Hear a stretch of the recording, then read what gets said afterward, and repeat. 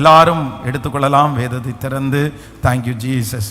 அல்லேலூயா. மத்தேயு எழுதின சுவிசேஷம் 14ஆம் அதிகாரத்தினுடைய 32வது வசனத்திலிருந்து ஒரு சில வசனங்களை நம்ம வேகமாய் வாசிக்க போகிறோம். மத்தேயு எழுதின சுவிசேஷம் 14ஆம் அதிகாரத்தினுடைய 32வது வசனத்திலிருந்து வாசிக்கலாம். அவர்கள் படவிலே ஏறின உடனே காற்று அமர்ந்தது. அப்பொழுது படவில் உள்ளவர்கள் வந்து, மெய்யாகவே நீர் தேவனுடைய குமாரன் என்று சொல்லி அவரை பணிந்து கொண்டார்கள். பின்பு அவர்கள் கடலை கடந்து கெனசரேத் நாட்டில் சேர்ந்தார்கள். அவ்விடத்து மனுஷர் அவரை இன்னார் என்று அறிந்து சுற்றுப்புறம் எங்கும் செய்தியை அனுப்பி பிணியாளிகளை அவரிடத்தில் கொண்டு வந்து அவருடைய வஸ்திரத்தின் ஓரத்தை ஆகிலும் அவர்கள் தொடும்படி உத்தரவாக வேண்டும் என்று அவரை வேண்டிக் கொண்டார்கள். தொட்ட யாவரும் சொஸ்தமானார்கள். அப்பொழுது எருசலேமிலிருந்து வந்த வேதபாரகரும் பரிசேயரும் இயேசுவினிடத்திற்கு வந்து, உம்முடைய சீடர்கள் முன்னோர்களின் பாரம்பரியத்தை ஏன் மீறி நடக்கிறார்கள்? கை கழுவாமல் போஜனம் பண்ணுகிறார்களே என்றார்கள். ஆமென். கர்த்தருடைய பிள்ளைகளே, ஆண்டவர் இன்றைக்கு இந்த 14வது அதிகாரத்திலிருந்து ஒரு சில காரியத்தை ஆண்டவர் என்னோடு கூட பேசினார். வேதத்திலே அந்த வசனத்தை வாசிக்கும் போது வேதம் சொல்கிறது, அவர்கள் படவில் ஏறின உடனே காற்று அமர்ந்தது. அதுவரையிலும் கொந்தளித்து கொண்டிருந்த கடல், அதுவரையிலும் ஜனங்களுக்கு விரோதமாய் நின்ற காற்று, இந்த காற்று அவர்களுடைய பிரயாணத்தை தடை பண்ணி போட்டது. இந்த காற்று அவர்களை பயப்படுத்தினது. இந்த காற்று அடுத்த ஸ்டெப்பு உயர விடாமல், தாண்ட விடாமல் அவர்களுடைய பிரயாணத்தை தடுத்து நிறுத்தின காற்று. ஆனா வேதம் சொல்லுகிறது, ஆண்டவரோடு சேர்ந்து அவர்கள் படவிலே ஏறின உடனே காற்று அமர்ந்தது. காற்று அமர்ந்தது. இன்றைக்கு இந்த சத்தத்தை கேட்கிற ஒவ்வொரு ஆண்டவருடைய பிள்ளைகளுக்கும் கர்த்தர் வாக்கு கொடுக்கிறார். உங்களுக்கு விரோதமாய் இருக்கிற காற்றுகளை ஆண்டவர் இன்றைக்கு அமர செய்வேன் என்று கர்த்தர் வாக்கு கொடுக்கிறார். அந்த காற்றுக்காக நீங்கள் பயந்திருக்கலாம். அந்த காற்று அடுத்த ஸ்டெப் உங்களை கொண்டு போக விடாமல் இருக்கிற இடத்திலேயே உங்களை தடையாய் வைத்திருக்கலாம். அந்த காற்று உங்களை பயப்படுத்தி கொண்டிருக்கலாம். அந்த காற்றின் நிமித்தமாய் உங்களுக்கு பெரிய சேதங்கள் உங்களுக்கு உண்டாயிருக்கலாம். ஆனா ஆண்டவர் இன்னைக்கு கிருபையாய் கர்த்தர் வாக்கு கொடுக்கிறார். அந்த காற்றை கர்த்தர் இன்றைக்கு அமர பண்ண போகிறார். இது ஆண்டவருடைய தீர்க்க தரிசனமான வார்த்தை. நான் நம்புகிறேன், இந்த மாதம் முடிகிறதற்குள்ளே நிறைய பேருடைய வாழ்க்கையிலே காற்று உங்களுக்கு அமர்ந்திருக்கிறதை நீங்கள் பார்ப்பீர்கள். உங்கள் வேலை ஸ்தலத்திலே எழும்பி இருக்கிற அந்த காற்றுகளை கர்த்தர் அமர பண்ணுவேன் என்று கர்த்தர் வாக்கு கொடுக்கிறார். அந்த புயல்களை இன்றைக்கு கர்த்தர் இந்த செய்தி கொடுக்கப்பட்டிருக்கும் போதே அந்த புயல்களை அமர்த்துகிற தேவன் இன்றைக்கு தீர்க்க தரிசனமாய் மாற்றி சொல்லுகிறார். இல்லை, அவர்கள் படவில் ஏறின உடனே காற்று அமர்ந்தது. அந்த குடும்பத்தில் எழும்பி இருக்கிற அந்த காற்று ஒரு முடிவிற்கு வரும் என்று கர்த்தர் வாக்கு கொடுக்கிறார். பிள்ளைகளுடைய வாழ்க்கையிலே ஒருவேளை காற்று பலமாக இருக்கலாம். இந்த காற்று அப்படின்னு சொன்னாலே வேதம் சொல்லுகிறது இது பிரச்சனைக்கு சம்பந்தப்பட்டது. விசேஷமாய் ஆண்டவராகிய இயேசு கிறிஸ்து தம்முடைய சீடர்களோட நிறைய பிரயாணத்தை ஆண்டவர் செஞ்சார். ஒரு பிரயாணம் கால்நடையாய் ஆண்டவர் பிரயாணம் பண்ணினார். அதற்கு பிறகு நிறைய வாகனங்களிலே அவர்கள் பிரயாணம் பண்ணினார்கள். ஆனா அதிகமான பிரயாணம் அவங்க எங்க செஞ்சாங்க அப்படின்னு சொன்னா, ஆண்டவரும் தன்னுடைய சீடர்களும் இருக்கிற இடத்தை சுற்றி கடல் தளம் அதிகமா இருந்துச்சு. அதனால அந்த ஊர்ல இருந்து அடுத்த ஊருக்கு அவர்கள் போகிறதுக்கு போட்ல, படகுல அவர்கள் பிரயாணம் பண்ணினார்கள். அப்போ இந்த பிரயாணத்துல அவர்கள் சந்தித்த அநேக இடங்களிலே சந்தித்த பிரச்சனை என்ன அப்படின்னா, இந்த காற்று என்கிற இந்த பிரச்சனையை சந்தித்தார்கள். இந்த காற்று பொதுவா பிரச்சனைகளை எல்லாம் நம்மவே கையாளுகிறது மாதிரி நிறைய பிரச்சனை இருக்கும். ஆனா இயற்கையின் மூலமாய் வருகிற பிரச்சனையை நம்மளால கையாள முடியாது. அப்ப ஆண்டவருடைய சீடர்கள் அன்றைக்கு சந்தித்த அதிகமான பிரச்சனை என்ன அப்படின்னா, அவர்களால் கையாள முடியாத பிரச்சனை, அவர்களால் சரி பண்ண முடியாத பிரச்சனை. அப்ப இந்த காற்று என்கிறது அவருடைய பணத்தினாலேயோ பலத்தினாலேயோ அவருடைய ஞானத்தினாலேயோ கண்ட்ரோல் பண்ண முடியாது, அவருடைய பொருட்களால கண்ட்ரோல் பண்ண முடியாது. அப்படிப்பட்ட ஒரு பிரச்சனையை தான் அவர்கள் அடிக்கடி மேற்கொண்டார்கள். ஆனா எந்தெந்த இடத்திலெல்லாம் காற்று வந்ததோ அந்த காற்றுகளை ஆண்டவர் எப்படி மாத்தினார் அப்படின்னு சொன்னா, அமைதியாய் அந்த காற்றை அமர்த்துகிற தேவனாய் கர்த்தர் வெளிப்பட்டார். இன்றைக்கு இந்த பலிபீடத்திலிருந்து தீர்க்க தரிசனமாய் ஆண்டவர் பேசுகிறார். உங்கள் இருதயம் கலங்காதிருப்பதாக. உங்களுக்கு விரோதமாய் எழும்பப்பட்டிருக்கிற இந்த காற்று வெகு சீக்கிரத்திலே அது அமர போகிறது, வெகு சீக்கிரத்திலே அமர போகிறது. இந்த காற்று உங்களுக்கு எந்த சேதத்தையும் கொண்டு வர போவது இல்லை. இந்த காற்று நன்மையாய் மாற போகிறது. எப்படி அந்த காற்று அப்போஸ்தலனாகிய பவுல் புறப்படும் போது அவர்களுக்கு எதிராக இருந்த காற்று தென்றலாய் மாறினதோ, அதே போல இந்த சத்தத்தை கேட்கிற உங்களுக்கு விரோதமாய் இருக்கிற அந்த காற்றை கர்த்தர் தென்றலாய் மாற்றுவேன் என்று கர்த்தர் வாக்கு கொடுக்கிறார். அந்த பிரச்சனையை தலைகீழாய் மாற்றுகிற தேவனுக்கு நல்ல கரங்களை தட்டி முழு பலத்தோடு ஆமேன் என்று ஆமோதி. உங்களுடைய கணவனார் மூலமாய் ஏற்பட்ட அந்த காற்று இப்பொழுது அமர போகிறது.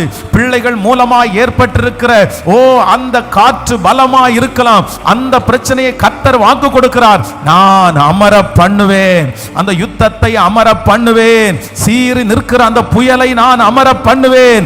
நஷ்டத்தை உண்டாக்கும் என்று நினைத்த ஹalleluya, அந்த புயலை கர்த்தர் அமர பண்ணுகிற தெய்வம்.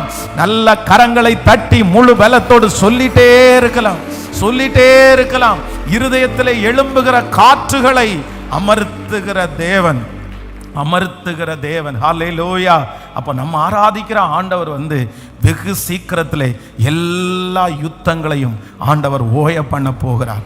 சில காலம் மட்டும்தான் அந்த காற்று பலமா இருக்கும், சில நிமிடங்கள் மட்டும்தான் இருக்கும். அதற்கு பிறகு கண்டிப்பா ஒரு பெரிய சமாதானம் நதியை போல கடந்து வரும். ஹல்லேலூயா. எத்தனை புயல் இந்த ஊழியம் ஆரம்பிக்கும் போது பார்த்தீங்கன்னா எத்தனை தடைகள், எத்தனை காற்று அப்படியே அடிச்சுட்டே இருந்துச்சு. ஒரு காற்று முடிஞ்சதுக்கு அப்புறம் இன்னொரு காற்று, ஊழியத்தை கண்டினியூவா செய்ய முடியாதபடி எத்தனையோ காற்றுகள் அடிக்கப்பட்டது. ஆனா இப்போ ஆண்டவருடைய பெரிய தயவினால விரோதமாய் நின்ற காற்றுகளை எல்லாம் கர்த்தர் தென்றல்களாய் மாற்றுகிறார். ஒரு விசாலமாய் ஊழியம் செய்யக்கூடிய கிருபையை கர்த்தர் தருகிறார். பயமில்லாமல் ஆண்டவருடைய ஊழியத்தை செய்கிறதற்கு கர்த்தர் கிருபை பாராட்டுகிறார்.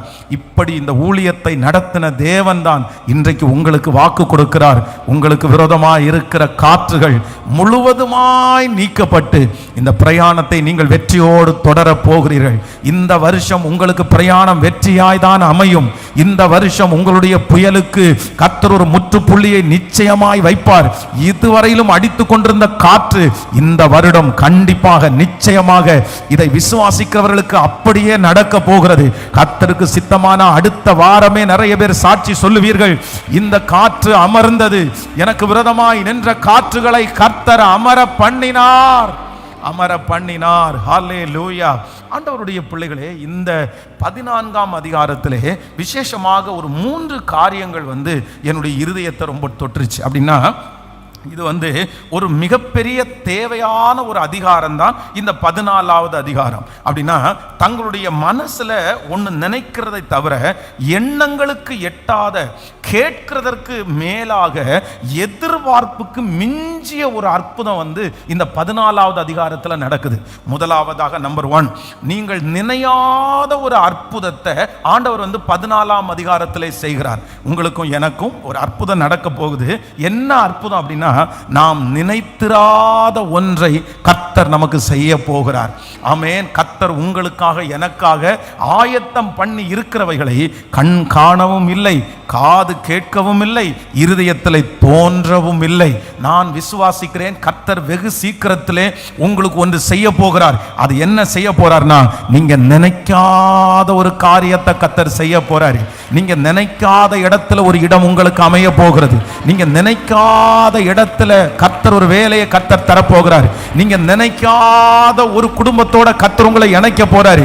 உங்க சிந்தைக்கு அப்பாற்பட்ட ஒரு அற்புதத்தை கர்த்தர் இந்த 14ஆம் அதிகாரத்திலே செய்தது போல நமக்கும் செய்கிறதற்கு ஆமேன் என்று ஆமோதிக்கிறவர்களுக்கு அப்படி அப்படியே நடக்கும். உங்க பிள்ளைகளை குறித்து உங்க நினைவில்லை பிரதர் சிஸ்டர், உங்க நினைவில்லை, உங்க நினைவுக்கு அப்பாற்பட்ட ஒரு காரியத்தை உங்க பிள்ளையினுடைய வாழ்க்கையில ஆண்டவர் நிச்சயமா செய்ய போறாரு. இது கர்த்தருடைய வார்த்தை, நிச்சயமாய் நிறைவேறும். என்னுடைய எண்ணங்களுக்கு எட்டாத காரியத்தை கர்த்தர் செய்கிறார். நம்பர் 2, இரண்டாவது, இந்த அதிகாரத்துல என்ன நடக்குது அப்படின்னு சொன்னா, கேட்கிறதற்கு மேலாக ஆண்டவர் செய்கிறார். நம்முடைய ஆண்டவர் யார் அப்படின்னா, இந்த 14ஆம் அதிகாரத்துல ஆண்டவருடைய பெரிய ஆசீர்வாதம் வருகிறது.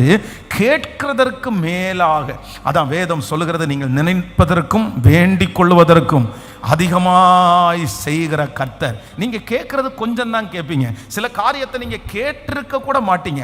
இல்ல, ஆண்டவர் கேட்டதா அல்ல, கேட்காததை. ஆண்டவரே, நான் இது கேட்கவே இல்லையே, இது எனக்கு, நான் எப்போ இதை கேட்டேன், இதுக்காக ஜெபிக்கவே இல்லையே. நம்முடைய வாழ்க்கையில இப்ப பார்த்தாலும் நம்ம ஜெபிச்ச காரியம் மட்டும் ஆண்டவர் செய்யல, நம்ம ஜெபிக்காத நிறைய காரியத்தை கர்த்தர் செய்திருக்கிறார். அந்த ஆண்டவர் இந்த 14ஆம் அதிகாரத்தில் உங்களுக்கு கிருபையாய் வாக்கு கொடுக்கிறார். நாம் விசுவாசிக்கிறேன், இந்த மாசம் முடிகிறதுக்குள்ள நீங்க கேட்காத ஒரு 10 அற்புதமாவது உங்க வாழ்க்கையில கண்டிப்பாய் நடக்க போகிறது. உங்க பிள்ளைகளை குறித்து நீங்க கேட்காததையும் கர்த்தர் உங்களுக்கு தருவார். உங்க குடும்பத்தை குறித்து நீங்கள் கேட்காததை ஆண்டவர் தருவார். வேதம் சொல்லுகிறது, சாலோமோனை பார்த்து ஆண்டவர் சொல்லுகிறார், நீ என்னிடத்துல ஞானத்தை கேட்ட, ஆனா நான் உனக்கு கேளாத ஐஸ்வர்யத்தை உனக்கு தருவேன். நீ ஆயுசை கேட்டால் உனக்கு நான் தீர்க்க ஆயுசை தருவேன் என்று வாக்கு கொடுக்கிற கர்த்தர். நீங்க ஆண்டவரிடத்துல கேட்டது கொஞ்சம் தான், ஆனா ஆண்டவர் கொடுக்க போகிறது கேட்டதற்கு அதிகமாய். உங்க பிள்ளைய குறித்து நீங்க கேட்டதற்கும் அதிகமாய் கர்த்தர் தரப்போகிறார். அந்த பிசினஸ் குறித்து ஆண்டவர் கேட்டதற்கும் அதிகமாய் தரப்போகிறார். கேளாததையும் நமக்கு தருகிற கர்த்தர். அப்புறம் இந்த 14ஆம் அதிகாரத்துல நீங்க வீட்டில் போய் அதை தியானிங்க. ஆண்டவர் செய்கிறது என்ன அப்படின்னு சொன்னா, நம்முடைய எதிர்பார்ப்புக்கும் மிஞ்சினதை நமக்கு தருகிற ஒரு நல்ல தேவன்.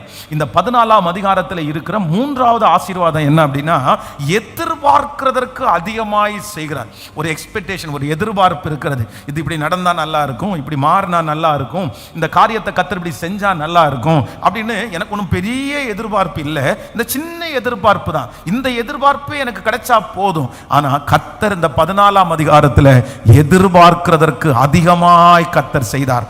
நீங்கள் எதிர்பார்த்து கொண்டிருக்கிறது ஒரு காரியம், ஆனா ஆண்டவர் உங்களுக்கு மேலான காரியத்தை சுதந்தரிக்கும்படியாய் கர்த்தர் செய்ய போகிறார். நம்புறவங்க அத்தனை பேரும் இந்த 14ஆம் அதிகாரத்தில் கர்த்தர் சொன்ன அந்த வார்த்தை, நான் நினையாத ஒரு காரியம், என் எண்ணங்களுக்கு எட்டாத ஒரு காரியம், நான் கேட்கிறதற்கு மேலான காரியம், என்னுடைய எதிர்பார்ப்புக்கு மிஞ்சின காரியத்தை கர்த்தர் எனக்கு செய்வார் என்று நம்புறவர்கள் கைகளை உயர்த்தி தட்டி ஆண்டவருக்கு மகிமை செலுத்தி, ஆண்டவரே, நினைப்பதற்கும் ஜெபிப்பதற்கும் அதிகமாய் செய்கிற கர்த்தர். ஆமென், ஹல்லேலூயா.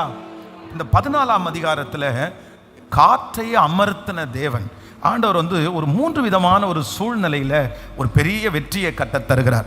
அதை மட்டும் தியானிச்சு நம்ம முடிக்க போறோம். 14ஆம் அதிகாரத்தினுடைய 15வது வசனத்தை எல்லாரும் சேர்ந்து வாசிக்க போறோம்.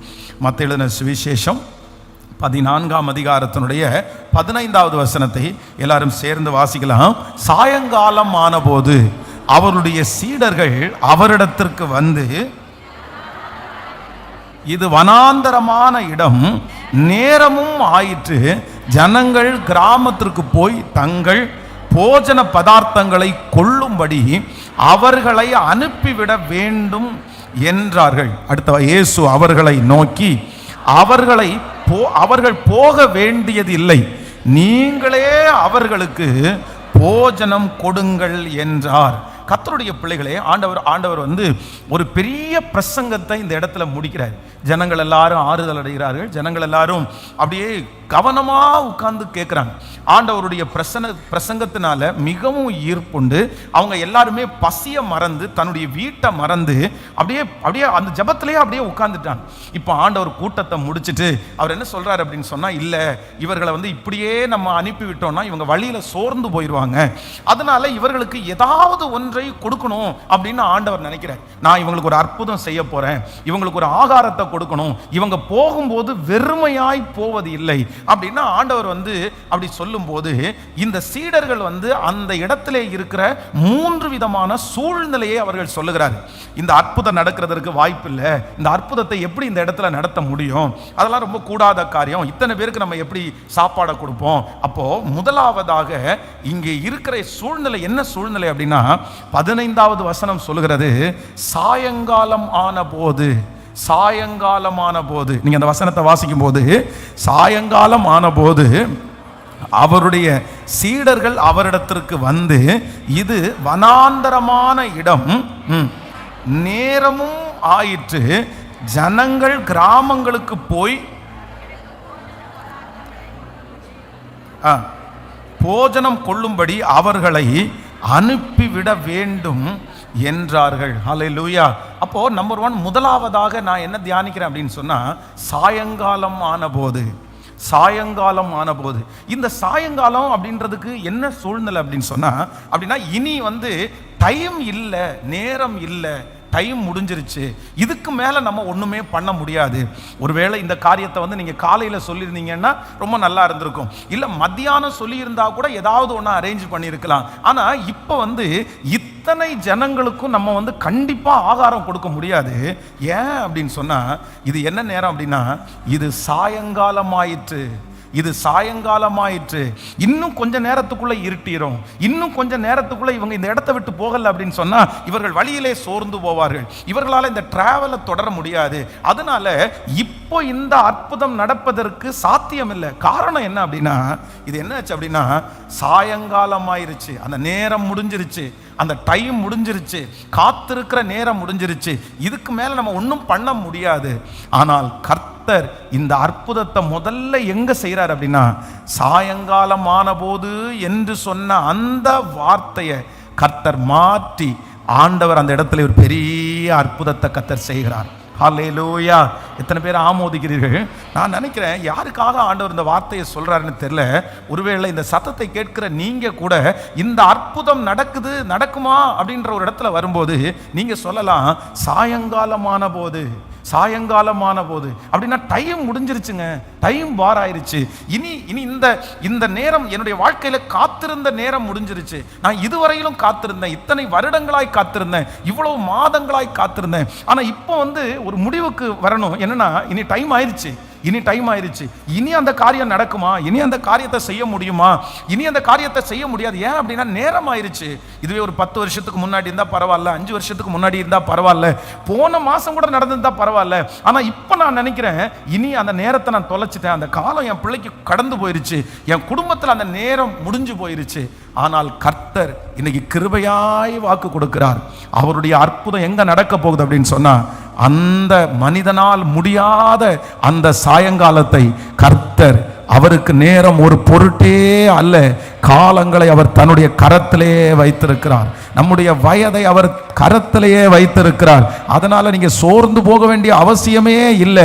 80 வயதுல மோசையை கர்த்தர் மறுபடியும் அழைக்க முடியுமானால், மறுபடியும் அந்த அபிஷேகத்தை புதுப்பிக்க முடியுமானால், மறுபடியும் தன்னுடைய கையிலே இருக்கிற சாதாரணமான அந்த கோலை அற்புதத்தின் கோலாய் மாற்ற முடியுமானால், திக்குவாயும் மந்தனாவும் உள்ளவனுடைய நாவை தொட்டு 20 லட்சம் பேருக்கு பயன்படுத்த முடியுமானால், கர்த்தர் வாக்கு கொடுக்கிறார், மனிதர்கள் முடிந்தது என்று சொன்ன அந்த நேரத்தை நமக்கும் நம்முடைய பிள்ளைகளுக்கும் கர்த்தர் ஒரு துவக்கமாய் மாற்ற போகிறதற்காய் நல்ல கரங்களை தட்டி, அவருடைய வேலை இன்னும் வரவில்லை, அவருடைய காலம் இன்னும் முடியவில்லை, அவருடைய நேரத்தை ஒருவரும் முடிக்க பண்ண முடியாது.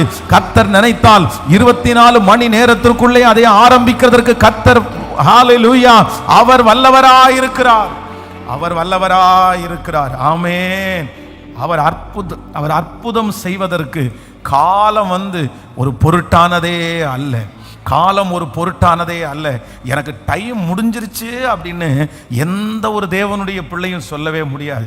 38 வருடமாய் வியாதியாய் இருந்த அந்த மனுஷனுக்கு மனசுல என்ன நினைச்சான் அப்படின்னா, என்னுடைய டைம் முடியல, எனக்கு இன்னும் ஆண்டவர் நிறைய டைமை கர்த்தர் வைத்திருக்கிறார். நான் இன்னைக்கு இந்த இடத்தை விட்டு போனேன்னா கூட இன்னும் ஒரு 20-25 வருஷம் நான் ஆண்டவருக்காக வாழுவேன், 25 வருஷம் நான் சாட்சியாய் நிற்பேன்.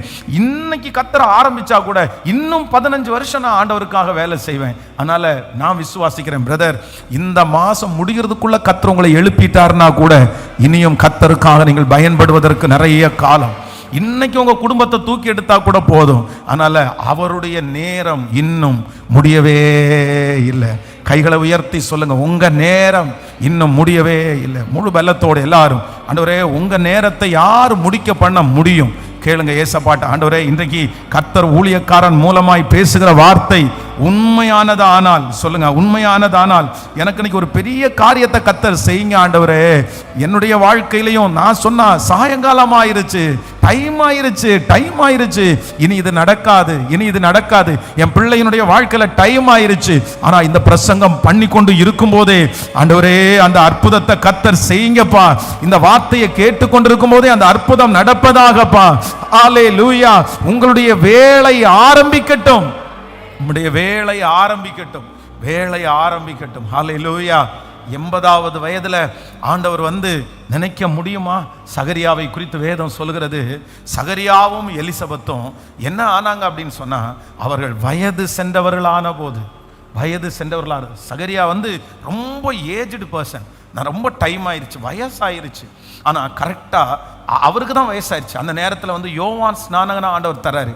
ஆனால் அந்த டைம் என்ன டைம் அப்படின்னா, ரொம்ப சரியான ஒரு நேரம், சரியான ஒரு நேரம். ஆண்டவராகிய இயேசு கிறிஸ்து பிறப்பதற்கு கரெக்டாக முன்னோடியாக யார் வரணும் அப்படின்னா, அவருக்கு வழியை ஆயத்தம் பண்ணுகிறதற்கு ஒரு யோவான் ஸ்நானகன் தேவை. இவங்களுக்கு தான் ரொம்ப டைம் ஆயிடுச்சு, இனி நம்ம காலங்களெல்லாம் முடிஞ்சிருச்சுன்னு ஒரு முடிவுக்கே வந்துட்டாங்க. ஆனால் ஆண்டவர் என்ன சொல்றாரு அப்படின்னு சொன்னா, நான் உனக்கு ஒரு அற்புதத்தை நான் செய்வேன். யார் எனக்கு ஒரு தெளிவாக தெரியுது. இன்னைக்குள்ள வார்த்தையை நான் 100க்கு 100% நான் நம்புகிறேன்.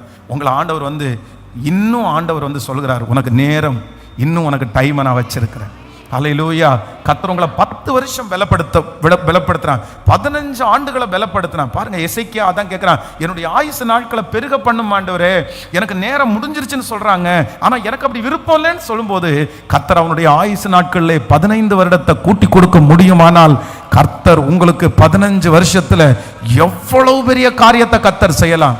எவ்வளவு பெரிய காரியத்தை இதுவரையிலும் நீங்கள் பார்த்திராத ஒரு வருஷத்துல செய்ய முடியுமானால், கர்த்தர் இனி இருக்கிற காலம் முழுக்க உங்களுக்கு செஞ்சாலும் அது பெரிய மகிமையா இருக்கும். சொல்லுங்க, என்னே கர்த்தருக்கு நேரம் இன்னும் முடியவே இல்லை. உங்களை துவங்க பண்ணுவார். நீங்கள் துவங்குவீங்க பிரதர், சீக்கிரமா துவங்குவீங்க பிரதர்.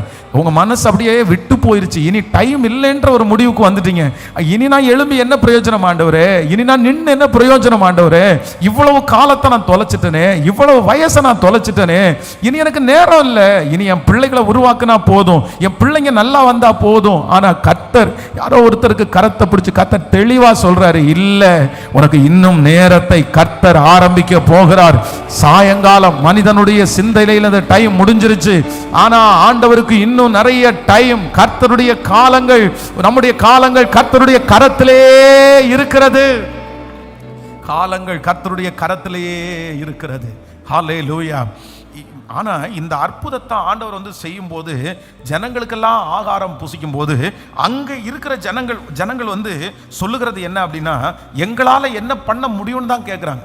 ஆனா ஆண்டவர் சொல்றாரு, இல்ல, உங்களை கொண்டு நான் செய்வேன் என்று சொல்கிறார். உங்களிடத்துல என்ன இருக்குது? இவங்க சொல்றாங்க, கடையில போய் வாங்கலாமா, கடையில போய் வாங்கினா எத்தனை கடையில வாங்க முடியும் அப்படின்னு கேட்கிறாங்க. இன்னும் என்ன பண்ணினாலும் அதை செய்ய முடியாது அப்படின்னு சொல்றாங்க. ஆனா ஆண்டவர் என்ன சொல்றாருன்னா, இல்லை, உன்னை கொண்டே நான் செய்வேன். நம்மளை கொண்டே கர்த்தர் செய்வார். நீங்க பயந்து கொண்டிருக்கிற காரியத்தை ஆண்டவர் உங்களை கொண்டு செய்வார். பெரிய காரியத்தை ஆண்டவர் உங்களை கொண்டு செய்வார். அவரால் பண்ண முடியும்.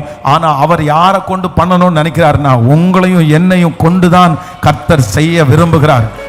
ஏன் இந்த காரியம் தாமதமாகுது, ஏன் இந்த காரியம் தடையாகுதுன்னா, அவர் நேரடியா செய்யணும்னா என்னைக்கோ செஞ்சுட்டு போயிருப்பாரு. ஆனா கர்த்தர் உங்களை உருவாக்கி உங்கள் நிமித்தமா அதை செய்யணும்னு நினைக்கிற அந்த ஒரு காரணத்திற்காக தான் இந்த காரியம் தடையாய் போகிறது என்று நம்புறவங்க கரங்களை மேல தட்டி ஆமென், ஹalleluya, ஹalleluya, ஹalleluya, ஹalleluya. கர்த்தர் எனக்காக யாவையும் செய்து முடிக்கிறவர். நீங்க மறந்துடவே கூடாது. சொல்லுங்க, சாயங்காலமான போது அவருடைய சீடர்கள் அவரிடத்தில் வந்து, டைம் முடிஞ்ச உடனே அவரிடத்தில் வந்து. ஸோ நம்பர் 2, ரெண்டாவதாக அதே வசனத்தில் நம்ம வாசிக்கும் போது மத்தேயு 14ஆம் அதிகாரத்தினுடைய 15வது வசனம், சாயங்காலம் ஆன போது அவருடைய சீடர்கள் அவரிடத்திற்கு வந்து, இது வனாந்தரமான இடம், இது வனாந்தரமான இடம். நல்லா கவனிச்சுங்க ஆண்டவருடைய பிள்ளைகளே. இரண்டாவது, இந்த இடத்திலே அற்புதம் நடப்பதற்கு, அத்தனை ஜனங்களையும் போஷிப்பதற்கு சீடர்களிடத்தில் இருக்கிற இரண்டாவது ஒரு பெரிய நெகட்டிவ் என்ன அப்படின்னு சொன்னா, அவங்க சொல்றாங்க, ஃபர்ஸ்ட் என்ன இல்லை, ஃபர்ஸ்ட் எது சரியில்லை? சத்தமா சொல்லுங்க எல்லாருமே. ஆமாம், நிறைய பேர் ஜோசியருடைய கையில் கொண்டு கையை கொடுப்பாங்க. கொடுத்த உடனே அவர் என்ன சொல்ல தெரியுமா, இது உங்களுக்கு நேரம் சரியில்லைன்னு. உடனே நிறைய பேர் அப்செட் ஆகிடுவாங்க. ஐயோ நேரம் சரியில்லையா, எனக்கு நேரம் சரியில்லையா. ஒரு குடும்பத்தில் சமீபத்தில் வந்து ஆண்டவர் அறியாதவர்கள், ரசிக்கப்படாதவர்கள், கணவன் மனைவி 2 பேரும் பிரிஞ்சிருக்கிறாங்க. அப்போது ஏன் பிரிஞ்சிருக்கிறீங்க, நீங்கள் ஒன்றா வாழ வேண்டியதானே அப்படின்னு கேட்டால் சண்டை இல்லைன்றாங்க. சண்டை இல்லை, வாக்குவாதம் இல்லை, மனைவி இடத்துல பேசிகிட்டு இருக்காங்க. ஆனால் 2 பேரும் பிரிஞ்சிருக்கிறாங்க. எதுக்கு பிரிஞ்சிருக்கிறீங்கன்னா, ஒரு ஜோசியர் சொன்னாராமா, 6 மாதத்துக்கு நீங்கள் 2 பேரும் ஒன்றா இருந்தால் உன் புருஷன் செத்துருவான்னாராம். அதனால 6 மாதம் பயந்து போய் அந்த மனைவி போய் அவங்க அம்மா வீட்டில் இருக்கிறாங்க. அப்போ எப்படியெல்லாம் நம்புறாங்க பாருங்க. கேட்டால் என்ன சொல்லுவாங்கன்னா, டைம் சரியில்லைங்க, எனக்கு 16 வயசு டைம் சரியில்லைங்க, 30 வயசுலேருந்து இந்த வயசு வரைக்கும் டைம் சரியில்லை, இந்த வயசில் பொண்ணு பார்த்தா நடக்காது, இந்த வயசில் கல்யாணம் பண்ணக்கூடாது, இந்த வயசில் அமைதியாக தான் இருக்கணும். நிறைய பேர் இதை சொல்லிகிட்டே இருக்காங்க. ஆனால் ஆண்டவருடைய பிள்ளைகள் வந்து, கர்த்தருடைய கையிலே நேரம் காலம் என்று ஒன்றுமே இல்லை. அவருடைய பார்வையில் எல்லா நேரமும் நல்ல நேரம். நமக்கு எப்பவுமே சரியான டைம். நம்முடைய வாழ்க்கையிலே எதிர்மறையான டைம்னு ஒரு டைமும் இல்லை. சத்தமாக வரமாட்டேங்குதே. கெட்ட காலம்னு ஒரு காலமும் இல்லை. பக்கத்தில் கையை பிடிச்சி சொல்லுங்க, கெட்ட காலம்னு ஒரு காலமும் இல்லை.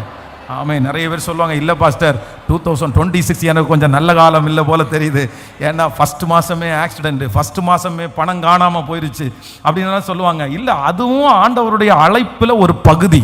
உங்களுக்கு ஆக்சிடென்ட் ஆனது கர்த்தருடைய அழைப்பில் ஒரு பகுதி. உங்கள் கையை விட்டு அந்த பணம் போனது ஆண்டவருடைய அழைப்பில் ஒரு பகுதி. ஆமோதிக்கிறீங்களா? ஆமேன். எல்லாம் ஒரு சாப்பாட்டில் எல்லா டேஸ்ட்டும் இருக்கிறது மாதிரி நம்முடைய லைஃப்பில் எல்லாவும் இருக்கும். ஆனால் எல்லா நடுவிலையும் கர்த்தர் நம்மை பயனுள்ள ஒரு பாத்திரமாய், ஒரு வாசனை கொடுக்கிற ஒரு பிள்ளைகளாய் கர்த்தர் மாற்றுகிறதற்கு வல்லவராய் இருக்கிறார். அதனால யாராவது இந்த சத்தத்தை கேட்குறவங்க ஆக்சிடென்ட் ஆகி வீட்டில் உட்கார்ந்துருந்தா எனக்கு இது கெட்ட காலம் அப்படின்னு நினைக்காதீங்க. நஷ்டமாகி வீட்டில் உட்கார்ந்தா இது கெட்ட காலம்னு நினைக்காதீங்க. இது ஆண்டவர் உங்களுடைய அழைப்பில் ஒரு டைம் போயிட்டு இருக்குது. இந்த டைம் முடிஞ்சதற்கு பிறகு இதற்கான பெரிய ஒரு வெற்றியையும் கர்த்தர் தருவார். ஆமேன். ஒரு நன்மையை ஆண்டவர் தருவார். உங்க பிள்ளைக்கு இது டைம் சரியில்லைன்னு சொல்ல வேண்டாம். கர்த்தர் நல்ல டைமை கர்த்தர் வைத்திருக்கிறார். ஆமேன். ஃபர்ஸ்ட் முதலாவதாக இது சாயங்காலமான போது. அடுத்ததாக இந்த சீடர்கள் வந்து, அவருடைய சீடர்கள் அவரிடத்திலே வந்து, இது வனாந்தரமான இடம். இது என்ன இடமாமா? வனாந்தரமான இடம். அப்போ அவர்களுக்கு என்ன பயம் வருது அப்படின்னு சொன்னா, இந்த இடம் சரியில்லை ஆண்டவரே, இந்த இடம் சரியில்லை. நீங்க வந்து இத்தனை பேருக்கு சாப்பாடு கொடுக்க சொல்றீங்க, இந்த இடத்துல நம்ம எப்படி சாப்பாடு கொடுக்க முடியும்? இதே வந்து ஒரு சிட்டியா இருந்தா சாப்பாடு கொடுத்துருக்கலாம், அங்க பக்கத்துல வாங்கி கொடுத்துருவோம். இது வனாந்தரமான இடம். இந்த இடத்துல ஜனங்களை உட்கார வைக்க இதுல லைட் பெருசா இல்ல, வெளிச்சம் கிடைக்காது, ஜனங்களை சாப்பிட வைக்க முடியாது, சாப்பாடை இங்க வாங்கி கொண்டு வர முடியாது, பக்கத்துல எந்த கடையும் இந்த இடத்துல இல்ல. இந்த இடம் வனாந்தரமான ஒரு இடம். அப்போ ஆண்டவர் அந்த இடத்துல எந்த இடத்துல தன்னுடைய அற்புதத்தை செய்தார் என்றால், வனாந்தரமான அந்த இடத்துல கர்த்தர் அற்புதம் செய்கிறதற்கு வல்லவராய் இருந்தார். ஹல்லேலூயா. நம்ம நிறைய பேர் வந்து கண்ணை மூடிட்டு நிறைய பேர் சொல்லுவாங்க, தீர்க்க தரிசனம் கூட சொல்லுவாங்க, இந்த இடம் உனக்கு கேட்கல, இந்த இடம் உனக்கு சரியில்லை, அந்த இடத்துல இருக்கிற சூழ்நிலையோ இல்லை அந்த இடத்துல இருக்கிற ஜனங்களுடைய இது சரியில்லை, அந்த பழக்க வழக்கம் சரியில்லை அப்படின்னா அந்த இடத்த விட்டு நீங்கள் சேஞ்ச் பண்ணுறதை குறித்து நான் ஒன்றும் சொல்லலை. ஆனால் அதே நேரத்தில் இந்த இடத்துல கட்டு இருக்குது, இந்த இடத்துல சாபம் இருக்குது, இந்த இடத்துல பிசாசு இருக்குது, இந்த இடத்துல செய்வனை வச்சிருக்கிறாங்க, ஆனால் அதனால அந்த இடம் வேண்டாம் அப்படின்னு யாரு சொன்னாலும் நீங்கள் நம்ப வேண்டியது இல்லை. நீங்கள் போய் நிற்கும் போது அது பாழான இடமா இருந்தாலும் அந்த இடம் பயிர் நிலமாய் மாற்றப்படும், அந்த இடம் நல்ல இடமா மாற்றப்படும். அந்த இடத்துல இருக்கிற சாவை கர்த்தர் மாற்றுவதற்கு கர்த்தர் வல்லவராய் இருக்கிறார். உங்களை கர்த்தர் எந்த இடத்துல கொண்டு போறாரோ அந்த இடத்துல உங்களை ஆசீர்வதிக்கிறதற்கு கர்த்தர் வல்லவராய் இருக்கிறார். ஆமேன். ஆண்டவரை பொறுத்த வரைக்கும் உலகத்திலே இருக்கிற மனுஷனுக்கு இடம் ஒரு பெரிய விஷயமா தெரியும். அந்த லொக்கேஷன் கரெக்டாக வேணும், அந்த லொக்கேஷன் நல்லா இருந்தால் தான் நல்லா நடக்கும். ஆனால் ஆண்டவர் உதிக்கிறவனுடைய வெளிச்சத்தினிடத்திற்கு ராஜாக்கள் ஜனங்கள் நடந்து வருவார்கள். நீங்க எந்த இடத்துல இருந்தாலும் நீங்கள் பிரகாசிக்கிறவர்களாய் இருப்பீர்களே, ஆனால் உங்கள் வெளிச்சம் சகல ஜனங்களையும் போய் சேரும். வெளிச்சத்தை கண்ட்ரோல் பண்ணுவதற்கு ஒரு மனுஷனாலும் முடியாது. வெளிச்சத்தை யாரும் அடக்கி வைக்க முடியாது. வெளிச்சம் இந்த இடத்திற்கு மட்டும்தான் படும் என்று சொல்ல முடியாது. நீங்கள் வெளிச்சமாய் இருப்பீர்களே, ஆனால் கண்ணு கெட்டாத தூரத்தில் நீங்கள் பிரகாசிப்பீர்கள். ஹல்லேலூயா. அப்போ தேவன் அற்புதம் செய்வதற்கு, தேவன் நம்மை நடத்துவதற்கு எது நமக்கு தடை இல்லை அப்படின்னு சொன்னா இடம் ஒரு பெரிய விஷயம் இல்லை. ஹல்லேலூயா. எந்த இடத்துலையும் கர்த்தர் உங்களை ஆசீர்வதிக்கிறதுக்கு கர்த்தர் வல்லவராக இருக்கிறார். ஒரு சின்ன இடமா இருக்கலாம், அந்த இடத்துல ஆண்டவர் உங்களை ஆசீர்வதிக்கிறதுக்கு கர்த்தர் வல்லவராக இருக்கிறார். நீங்கள் நிறைய பேருக்கு ரொம்ப ஃபேமஸான ஒன்று தெரியும். இந்த திருநெல்வேலி அப்படின்னு சொன்னாலே நமக்கு நிறைய பேருக்கு உடனே என்ன ஞாபகம் வரும் அப்படின்னு சொன்னால், இந்த இருட்டுக்கடை அல்வா அப்படின்னு சொல்லி ஒரு ஃபேமஸான ஒன்று இருக்கும் பாருங்களேன்.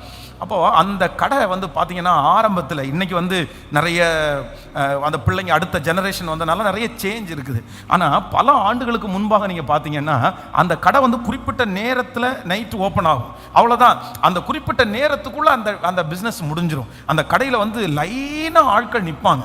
அதுவும் அந்த தீபாவளி டைம் எல்லாம் பார்த்தீங்கன்னா டோக்கன் போட்டு அப்படி லைனாக நிற்பாங்க. ஆனால் அந்த கடை ஆரம்பிக்கப்பட்டது, அது இருக்கிற லொக்கேஷன், அந்த கடையினுடைய அட்மாஸ்பியரு, இது எல்லாத்தையும் அந்த ஏரியாவில் இருக்கிறவங்க பார்த்துருப்பீங்க. பார்த்தீங்க அப்படின்னு சொன்னால் இந்த கடையில் இவ்வளோ ஃபேமஸா அப்படின்னு நினைப்பீங்க. சில பரோட்டா கடை இருக்கும் பாருங்களேன், அந்த பரோட்டா கடையில் நம்ம போய் நிற்கவே முடியாது. ஆனால் அந்த கடையிலோட பரோட்டா எப்படி இருக்கும்? ஸோ ரொம்ப நல்லா இருக்கும். அதனால இப்போ ஆன்லைன் வந்ததுனால அழகாக ஆர்டர் பண்ணி எல்லாரும் வாங்கிடுவாங்க. அப்போ அந்த இடம் வித்தியாசமாக இருக்கும். ஆனால் அங்கே கொடுக்கப்படுகிற பொருள் ரொம்ப டேஸ்ட்டாக இருக்கிறதுனால எங்கே இருந்தாலும் அந்த ஜனங்கள் என்ன பண்ணுறாங்கன்னா குவிஞ்சிடுறாங்க. யாரோ ஒருத்தர் எனக்கு இடம் சரியில்லை, எனக்கு இடம் சரியில்லை, எனக்கு இந்த ஊர் சரியில்லை, எனக்கு இந்த கிராமம் சரியில்லை, நான் குடியிருக்கிற இந்த ஜனங்கள் இந்த சூழ்நிலை எனக்கு சரியில்லை, நான் இந்த இடத்த விட்டு போயிடணும், நான் இந்த இடத்த விட்டு மாறிடணும், இங்கேருந்து அடுத்த இடத்துக்கு போனால் தான் நான் நல்லா இருப்பேன் அப்படின்ற அந்த மைண்ட் செட் உங்களுக்கு வேண்டவே வேண்டாம். அதே இடத்திலேயே கர்த்தர் உங்களை ஆசீர்வதிக்க வல்லவர். எந்த இடத்துல நீங்க ஸ்ட்ரகிள் ஆயிட்டு இருக்கிறீங்களோ அதே இடத்துல உங்கள் தலையை உயர பண்ணுகிற ஒரு தேவன் இருக்கிறார்.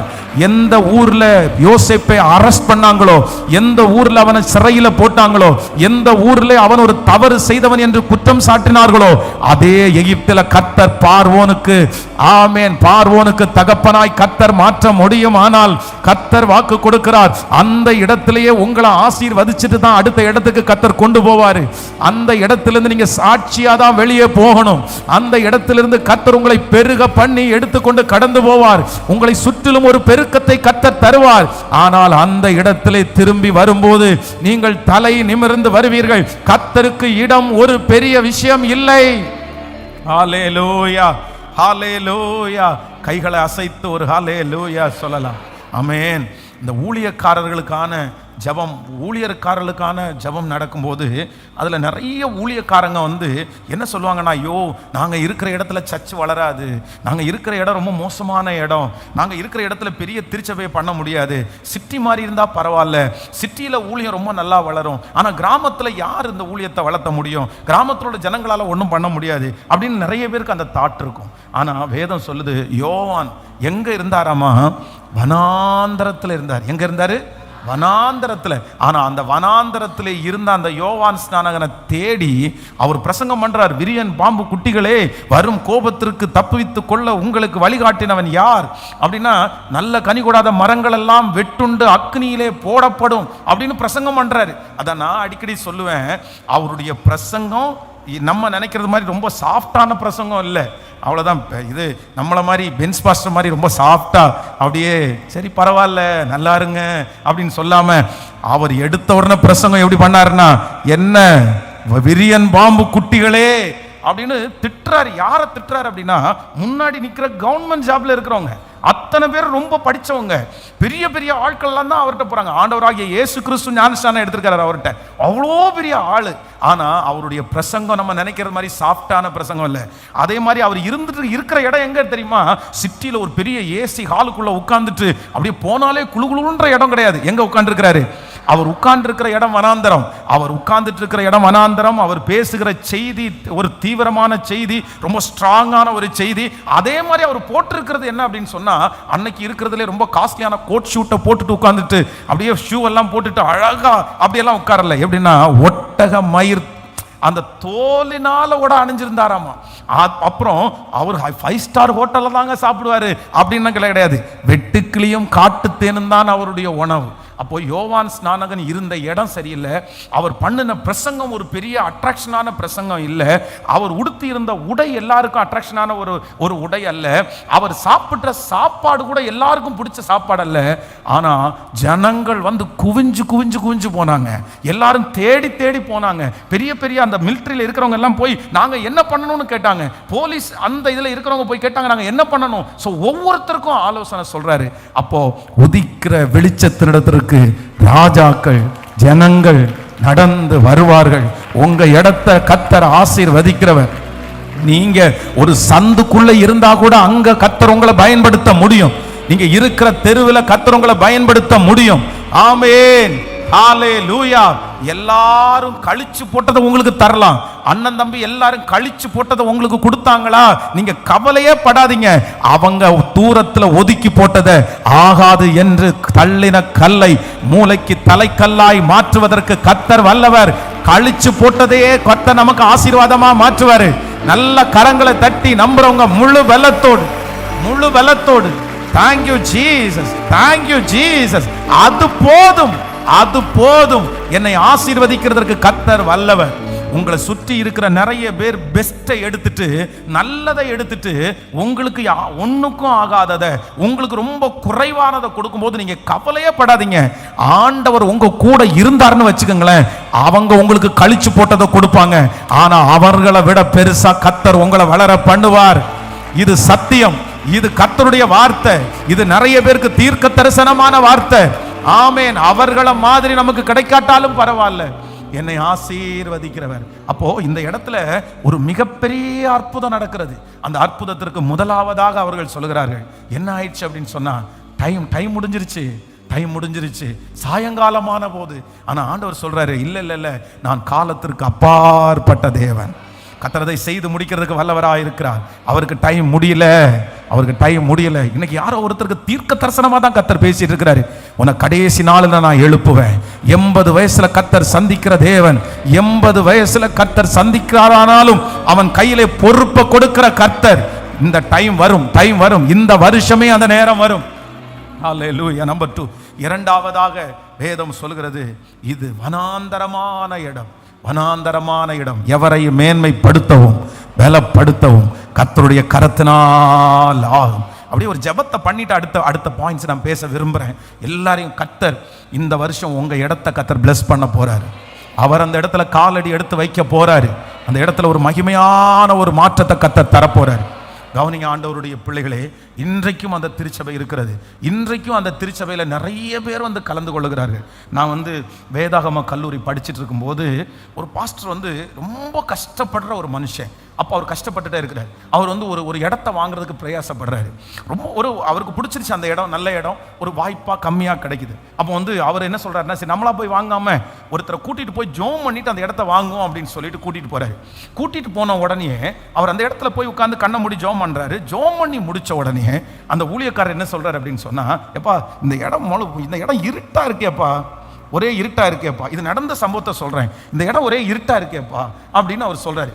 சொல்லிட்டு வந்துட்டார். இவருக்கு ஒரே தடுமாற்றம். ஐயோ பாஸ்டர் ஜோம் பண்ணி முடிச்ச உடனே இந்த இடம் இருட்டா இருக்குன்னாரு, என்ன பண்றது அப்படின்னு சொல்லிட்டு இன்னொரு ஊழியக்காரரை கேட்கிறாரு. இந்த மாதிரி நான் ஜோம் பண்ண கூட்டு போனேன், அந்த பாஸ்டர் கண்ணை மூடிட்டு இந்த இடம் இருட்டா இருக்குது, இது என்ன பண்றது அப்படின்னு கேட்ட உடனே அவர் சொன்னாரு, ஏன்பா கண்ணை மூடி ஜோம் பண்ணா அப்புறம் இருட்டா தெரியாம வெளிச்சமாவா தெரியும்? அவர் நல்லா கண்ணை மூடி ஜோம் பண்ணியிருப்பாரு, அதனால அவருக்கு என்னவா தெரியுது? இருட்டா தெரியுது. கர்த்தர் உனக்கு ரொம்ப லகுவா வாக்கிய பண்ணியிருக்கிறாரு. போய் அந்த காரியத்தை செய், நீ பாட்டுக்கு தொடங்கு. இருட்ட வெளிச்சமாக்குற கர்த்தர் உங்களுக்குள்ள இருக்கிறாரு. நீ போய் நின்னாலே அந்த இடம் வெளிச்சமா மாறும். அவர் சாவ ஆசீர்வாதமா மாற்றுகிறவர். பானையில சாவு இருக்குது, வெட்டி போட்ட உடனே அது அவ்வளவு ஆரோக்கியமா மாறுது. அவருக்கு என்ன பெரிய விஷயம்? நீ போ, கர்த்தருடைய பிள்ளை நீ அப்படின்னு சொன்ன உடனே அவருக்கு விசுவாசம் வந்து உடனே அந்த காரியத்தை வாங்கி 3 வருஷத்துக்குள்ள திருச்சபை கட்டி இன்னைக்கும் கணபதியில பாத்தீங்கன்னா அந்த சர்ச் வந்து ஒரு மிகப்பெரிய ஒரு தேவாலயமாய் நின்று கொண்டிருக்கிறது. அதனால ஆண்டவருடைய பிள்ளைகளே, இடம் கர்த்தருக்கு பெரிய பொருட்டு. சத்தமா சொல்லுங்க, இடம் ஒரு பெரிய பொருட்டு அல்ல. நான் இந்த இடத்துல தான் பிறந்தேன், இங்கிருந்து எப்படின்னு கேட்கலாம். இல்ல, அங்கிருந்து மாளிகையில உட்கார வைக்கிறதுக்கு கர்த்தர் வல்லவரா இருக்கிறார். உலகம் ஒருவேளை சமுதாயத்தை புறக்கணிக்கலாம், உலகம் ஒருவேளை உங்களுடைய பிறப்பை புறக்கணிக்கலாம். நீ பிறந்த இடம் சரியில்லை.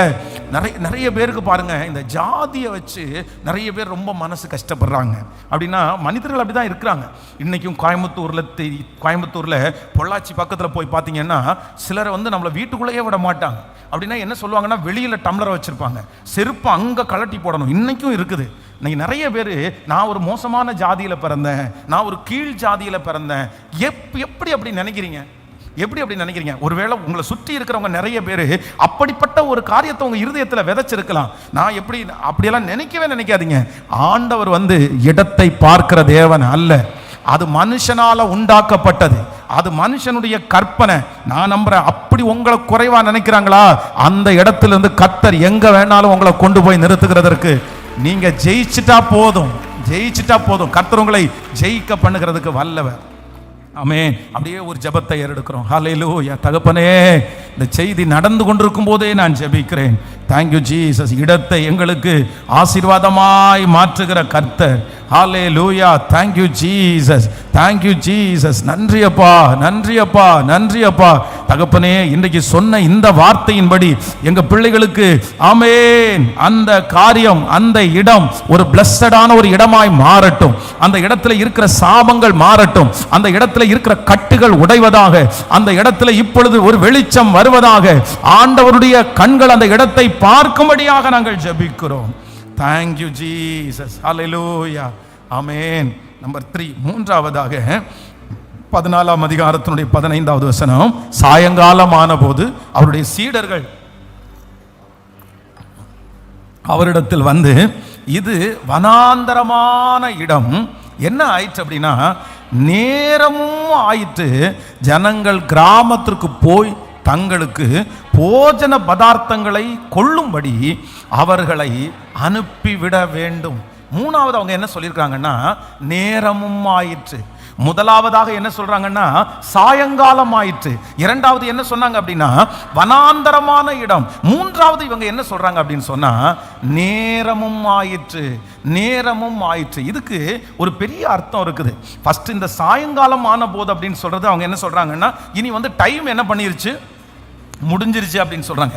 இவங்க இந்த நேரமும் ஆயிற்றுன்னு திரும்ப மூன்றாவது விசை சொல்லுகிறதுக்கு என்ன காரணம் அப்படின்னு சொன்னா, அவ்வளவுதான், அந்த டைம் இருட்டாயிருச்சு, இனி முடியாது அப்படின்ற ஒரு சூழ்நிலைக்கு அவங்க வந்துட்டாங்க. என்ன நடந்தாலும் இனி முடியாது. ஆனா கர்த்தராகிய ஆண்டவர் அந்த இடத்துல கர்த்தர் ஆசீர்வதித்து அவர்களை போஷிக்க பண்ணுகிறதற்கு வல்லவராய் இருக்கிறார். 16வது வசனத்தை வாசிக்கலாமா? 16வது வசனத்தை வாசிக்கலாம். இயேசு அவர்களை நோக்கி, போக வேண்டியது இல்லை, நீங்களே அவர்களுக்கு போஜனம் கொடுங்கள் என்றார். அதற்கு அவர்கள், இங்கே எங்களிடத்தில் 5 அப்பமும் 2 மீன்களுமே அல்லாமல் வேறு ஒன்றும் இல்லை என்றார்கள். அவைகளை என்னிடத்திற்கு கொண்டு வாருங்கள் என்றார். அப்பொழுது அவர் ஜனங்களை புல்லின் மேல் பந்தி இருக்க கட்டளையிட்டு அந்த 5 அப்பங்களையும் அந்த 2 மீன்களையும் எடுத்து வானத்தை அண்ணாந்து பார்த்து ஆசீர்வதித்து அப்பங்களை பிட்டு சீசர்களிடத்திலே கொடுத்தார். சீசர்கள் ஜனங்களுக்கு கொடுத்தார்கள். எல்லாரும் சாப்பிட்டு திருப்தி அடைந்தார்கள். மீதியான துணிக்கைகளை 12 கூடை நிறைய எடுத்தார்கள். நல்ல கரங்களை தட்டி முழு பலத்தோடு ஆமென். மிச்சம் எடுக்க ஆண்டவர் உதவி செய்வார். இந்த தேவை சந்திக்கப்படும். இந்த பிரச்சனை சரியாகும். இந்த இடத்துல ஒரு அற்புதம் நடக்கும். சாயங்காலம் ஆனாலும் ஒரு அற்புதம் நடக்கும். நேரம் ஆனாலும் ஒரு அற்புதம் நடக்கும். இந்த இடம் வனாந்தரமான இடமா இருந்தாலும் 5 அப்பத்தையும் 2 மீனையும் கொண்டு கர்த்தர் 5000 பேரை கர்த்தர் எல்லாரையும் போஷித்து 12 கூட நிறைய கர்த்தர் மிச்சம் எடுக்க உதவி செய்தார். ஹல்லேலூயா. எல்லாரும் அப்படியே எழும்பி நிற்கலாமா? Thank you Jesus, thank you holy spirit. எல்லாரும் சாப்பிட்டு திருப்தி அடைந்தார்கள். மீதியான துணிக்கைகளை 12 கூடை நிறைய எடுத்தார்கள். இந்த பிரச்சனையில நீங்க மீதியான துணிக்கைகளை எடுக்க போகிறீர்கள். இந்த தேவையில ஆண்டவர் உங்களை மீதியான துணிக்கைகளை கர்த்தர் எடுக்க போறாரு. கர்த்தர் இன்னைக்கு வாக்கு கொடுக்கிறார். எல்லாரும் சாப்பிட்டு திருப்தி அடைந்து மீதியான துணிக்கைகளை 12 கூடை நிறைய எடுத்தார்கள். சகோதரனே, கர்த்தர் இன்னைக்கு பேசுகிறார். தகப்பனே, ஆண்டவர் இன்னைக்கு பேசுகிறார். நீங்க இந்த காரியத்துல திருப்தி அடைகிற அளவுக்கு கர்த்தர் ஒரு அற்புதம் செய்ய போறாரு. இந்த காரியத்துல இருக்கிற குறைகள் மாற போகிறது. கர்த்தர் இந்த காரியத்தை நிவர்த்தி ஆக்க போறாரு. ஆமென். நீங்கள் ஆரம்பிக்கிறத விட உங்களுக்கு மிச்சமாகிறது அதிகமா இருக்க போகிறது. ஆரம்பிச்சது 5 அப்பமும் 2 மீனும், மிச்சமானது 12 கூடை நிறைய. அவருக்கு லேசான காரியம். ஆமென். ஆமென். அவருக்கு லேசான காரியம். நீங்க எந்த அற்புதத்திற்காக நீங்க காத்துட்டு இருக்கிறீங்களோ அந்த அற்புதத்திற்கு விரோதமா உங்களுக்கு நம்பர் 1 சாயங்காலம் ஆயிற்று. நம்பர் 2 2வது வனாந்தரமான இடம். 3வது நேரமும் ஆயிற்று. 4வது 5 அப்பமும் 2 மீனும் தான் இருக்குது. ஆனா கர்த்தர் முடிக்கும் போது என்ன சொல்றாருன்னா, கர்த்தர் மீதியான 12 கூடை நிறைய மிச்சம் எடுக்கும். ஹல்லேலூயா. அந்த அற்புதம் நடக்காம இருக்கிறதற்கு 1000 காரணங்கள் உங்களுக்குள்ள இருக்கலாம். 1000 இருக்கலாம். சொல்லிட்டே போலாம். இப்படியே நம்ம பிரசங்கம் பண்ணோம்னா அந்த விஷயத்துல சீடர்களுக்குள்ளே இருந்த எண்ணம் எல்லாம் போயிட்டே இருக்குது. நடக்காம இருக்கிறதற்கு 1000 காரணங்கள் இருக்கலாம். ஆனா நடக்கும்ன்றதுக்கு ஒண்ணு இருக்குது. என்ன தெரியுமா? இயேசு அங்க இருக்கிறாரு. பிரதர், சிஸ்டர், நடக்காம இருக்கிறதுக்கு 1000 காரணம் இருக்கலாம் சிஸ்டர். ஆனா நடக்கும்ன்றதுக்கு இயேசு உங்க கூட இருக்காருல்ல, கர்த்தர் உங்க கூட இருக்கிறார்ல. அவர் ஒருத்தர் இருக்கிறதுனால அந்த காரியம் கண்டிப்பாக வெற்றியாய் நடக்கும். அவரால் செய்ய முடியாத அதிசயம் காரியம் ஒன்றுமே இல்லை. ஆமாம். நீங்கள் எதிர்பார்த்துட்டு இருக்கிற காரியம், ஆண்டவர் உங்களுக்கு சொன்ன அந்த காரியம், அதை வாய்க்க பண்ணுகிறதற்கு கர்த்தர் வல்லவராய் இருக்கிறார். எல்லா சூழ்நிலைகளையும் தாண்டி அந்த காரியம் நடக்கும். எல்லா எதிர்ப்புகளையும் தாண்டி அந்த காரியம் நடக்கும். எல்லா மனுஷனுடைய வார்த்தைகளை தாண்டி அந்த காரியம் நடக்கும். அந்த சுற்றி இருக்கிற சகல சூழ்நிலைகளையும் தாண்டி அந்த அற்புதம் நடக்கத்தான் போகிறது. மிச்சம் எடுக்கிறதுக்கு கர்த்தர் உதவி செய்யத்தான் போகிறார். மிச்சம் எடுக்கிறதுக்கு உதவி செய்கிற கர்த்தர். ஹல்லேலூயா. பரலோக தேவனே, மகா கிருபையும் இரக்கமும் உள்ளவரே, உமக்கு லேசான காரியம். எல்லாரும் சாப்பிட்டு திருப்தி அடைந்தார்கள். மீதியான துணிக்கைகளை 12 கூடை நிறைய எடுத்தார்கள். எல்லாரும் சாப்பிட்டு திருப்தி அடைந்தார்கள். மீதியான துணிக்கைகளை 12 கூடை நிறைய எடுத்தார்கள். நன்றி அப்பா. இந்த வசனத்தின்படி சீக்கிரமா ஒரு திருப்தி கர்த்தர் எனக்கு செஞ்சிட்டாரு. எனக்கு நல்லா செஞ்சிட்டாரு. இது என்னமா முடியுமோன்னு நினைச்சேன். ஆனா கர்த்தர் என்ன திருப்தி அடைய பண்ணியிருக்கிறாரு. எனக்கு நல்ல வாழ்க்கையை கர்த்தர் தந்திருக்கிறாரு. எனக்கு நல்ல சூழ்நிலையை கர்த்தர் தந்திருக்கிறாரு. எங்க பிள்ளைகள் இப்பொழுது எந்தெந்த இடத்துல எல்லாம் திருப்தியே பட முடியாமல் அங்கலாய்த்து கொண்டிருக்கிறார்களோ, இந்த வாழ்க்கையில ஒரு திருப்தியை கர்த்தர் நீர் கட்டளை இடுகிறதற்காய் ஸ்தோத்திரப்பா. நீர் சொன்ன அத்தனை நல்வார்த்தைகளை அப்படியே நிறைவேற்றுவீராக.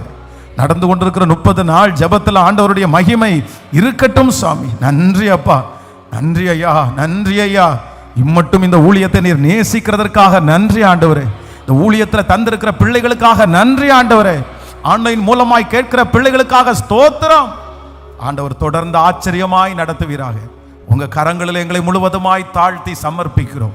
இயேசுவின் மூலம் ஜெபம் எடுக்கிறோம் நல்ல பிதாவே, ஆமென். என் ஆத்துமாவே கர்த்தரை ஸ்தோத்திரி, என் முழுவதுமே பரிசுத்த நாமத்தை ஸ்தோத்திரி. என் ஆத்துமாவே கர்த்தரை ஸ்தோத்திரி, கர்த்தர் செய்த சகல உபகாரங்களையும் மறவாதே. ஆமென். நம்முடைய ஆண்டவராகிய இயேசு கிறிஸ்துவின் கிருபை, பிதாவாகிய தேவனுடைய அன்பு, பரிசுத்த ஆவியானுடைய அந்யோன்ய ஐக்கியம் நம்மனோடும் என்றும் என்றும் சதா காலம் கூட இருப்பதாக. ஆமென். ஹல்லேலூயா, ஹல்லேலூயா, ஹல்லேலூயா. So God bless you.